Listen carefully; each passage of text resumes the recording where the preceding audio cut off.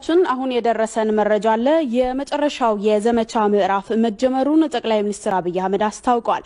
ጠቅላይ ሚኒስትር አብይ አህመድ በተሰጠው የ72 ሰዓት መጠናቀቁን መነሻ በማድረግ የህግ የማስከበር ዘመቻው የመጨረሻ ምዕራፍ ላይ መድረሱን ገልጸዋል።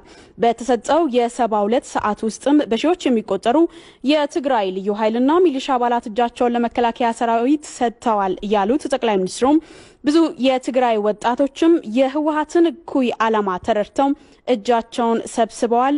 ይህ በመጨረሻው ሰዓትም ቢሆን የተወሰደ ኃላፊነት የሚሰማው ውሳኔ ህሊና ካለው ፍጡር የሚጠበቅ ውሳኔ ነው ብለዋል።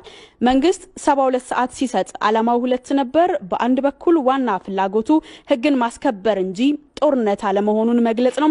ወንጀለኛው ጁንታም በሰላም እጁን ለመስጠት ከቻለ ዘመቻውን በማጠናቀቅ ህግን በአነስተኛ ዋጋ ለማስከበር ይቻላል ብሎ ያምናል ብለዋል።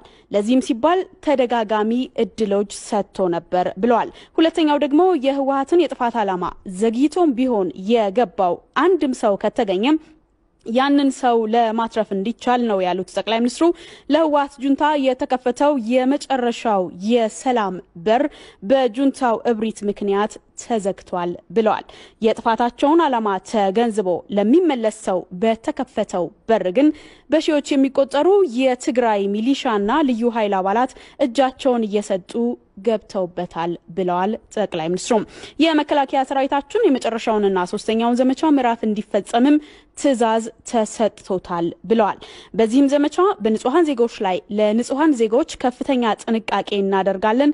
በህዝባችን ላብ የተሰራችውን የመቀሌ ከተማ የከፋ ጉዳት እንዳያገኛት የሚቻለውን ጥረት ሁሉ እናደርጋለን ብለዋል። ቅርሶች፣ ቤተ እምነቶች፣ የህዝብ መገልገያ የልማት ተቋማትና የህዝብ መኖሪያዎችም የጥቃት ኢላማ እንዳይሆኑ ሁሉም አይነት ጥንቃቄም ይደረጋል ብለዋል። የመቀሌና አካባቢው ህዝቦች ትጥቁን ፈቶ በቤቱ በመቀመጥና በወታደራዊ ኢላማዎች በመራቅ አስፈላጊውን ጥንቃቄ ሁሉ እንዲያደርግም ጥሪ ቀርቧል።